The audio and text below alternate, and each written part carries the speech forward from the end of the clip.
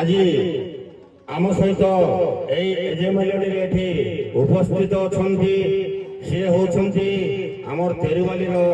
ए माटीर संतान ए माटीर गौरव स्टाइलिश दीपक कांटा मो तांको अनुरोध करिबे से मंच उपरको आसीबे एवं आमर पूजा कमिटी को तांको सम्मानित करबा पई हमको टिके समय देबे प्रस्तुत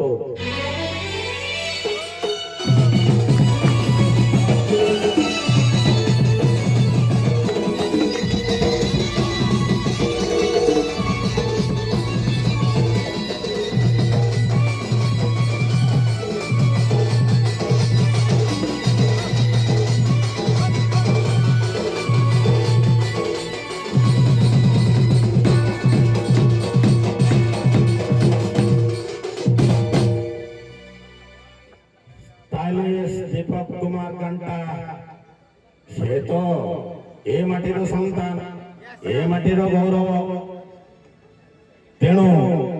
विशेषकर आज यही अवसर मंच पाई आमे आमर पूजा कमिटी बहुत गौरव अनुभव करुची एवं तार उज्जवल भविष्य आम कामना करुचु तो एवं तांको सम्मानित करबा पई आमर पूजा कमिटी रो सेक्रेटरी साधारण संपादक को अनुरोध करिबी एवं आमर सभापति को मध्य अनुरोध करिबी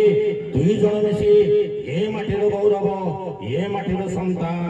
दीपक कुमार कांटा को संबोधित करिबे।